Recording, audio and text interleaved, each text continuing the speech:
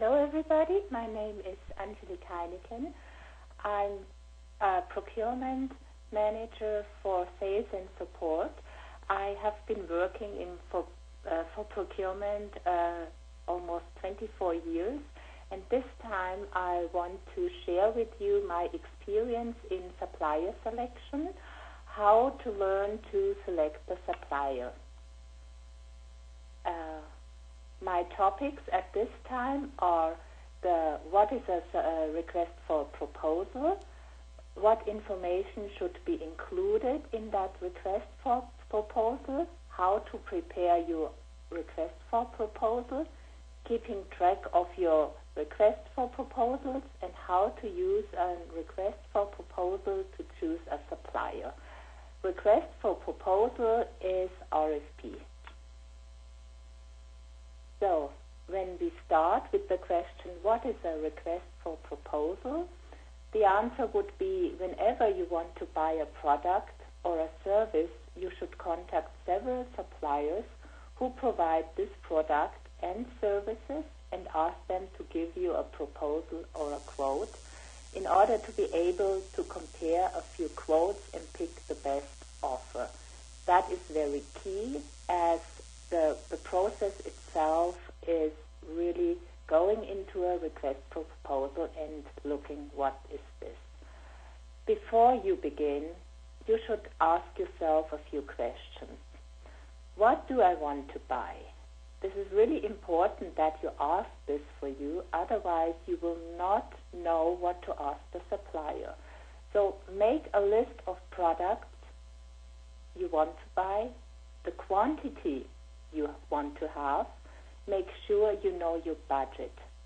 Budget is always key, as you can never exceed the budget. That would be not really beneficial, but you also should know what your limits are on the budget. What else do you need? For example, if you buy services, you should have a statement of work. That means describe the services you want to buy and make sure the supplier knows exactly what services you want to have.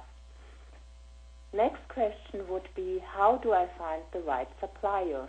So everybody is really searching for suppliers in many ways, but one of a good way how to get information about supplier is the internet. Also use private contacts you may have, or maybe you have recommendations of some friends or partners you have been working with before, and then just use that recommendations. So once you have your table, you know what you want to buy, and you know which supplier you want to select, then go and think of some selection criteria you need. Question would always be, what are my selection criteria? The first one is always the price. So make sure, as I said, you have your budget, and make sure you know how much you can spend. And even though if you're not sure about the rates and the costs for the project, you can always benchmark and try to find in the internet more information about the rates of the supplier. Next one could be and should be the quality. This is also a selection criteria, and I would really try to find out price and quality that this should match. Then another one, a financial company profile. This is knowing more about the companies you want to select. So ask them or find out the financial situation of this company. Make sure the company is not going bankrupt. That can be sometimes. Another one would be criteria how the supplier is responding to you. So a timely RFP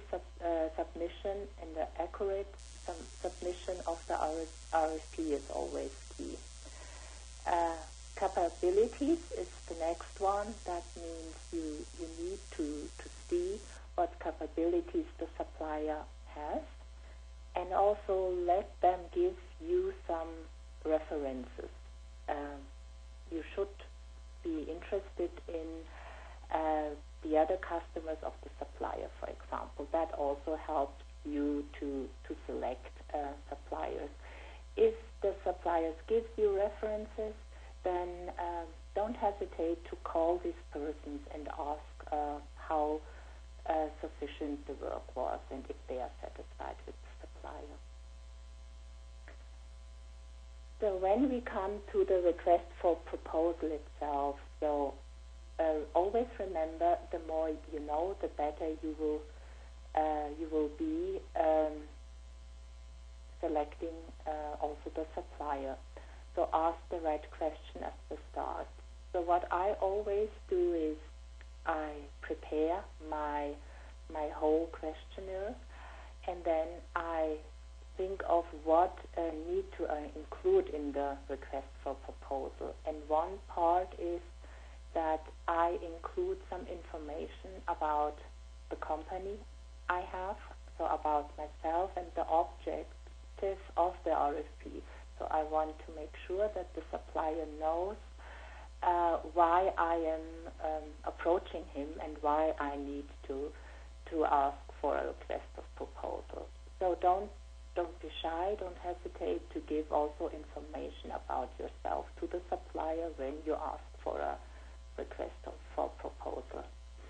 Then also would be good to include a pricing model or payment terms, especially for bigger companies like HP, where I'm working for. It's really good to have a pricing model up front, so at the end you can compare the rates from the different offers of the supplier. So it would be always the same model, and then you can compare apples to apples.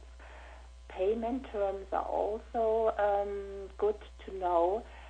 You can have for sure 30 days payment terms or 40 days or whatever, but make sure you always compare the same payment terms. So ask the suppliers for their payment terms.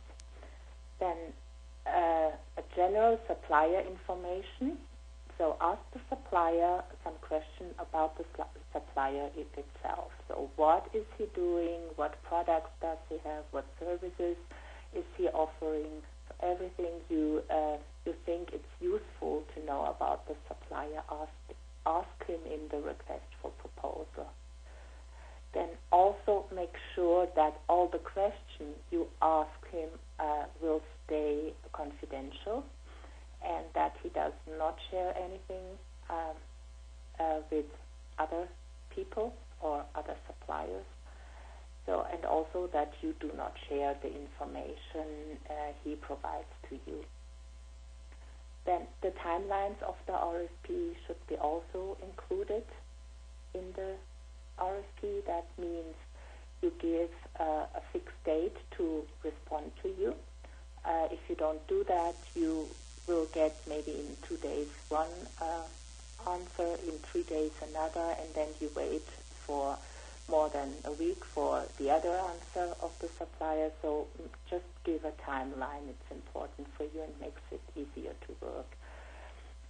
What also big companies do when they send out requests for proposal are the contract terms and conditions. That means, for example, HP, we have several contract templates we use within our company, and we want to make sure that the supplier understands our contract terms and conditions and also agrees to it. And if not, for sure, you can always negotiate about that. And last but not least, a statement of work. That means the service you want to buy. Please describe the service in detail as much as possible. The better you describe it, the better you get also the answer from the supplier. So the next step would be prepare your RFP. So you should have a supplier list with your contact details of the supplier. That is the address, phone and mail. Also, with that list, you prepare a supplier letter. That means you have an official letter which you want to send to the supplier, and in this letter explain why you are contacting them. So make sure it's well understood what you want to get. I also mentioned the questionnaire. That means prepare all the questions up front you want to ask the supplier to make sure you don't forget anything. The statement of work for sure. The pricing table I already mentioned.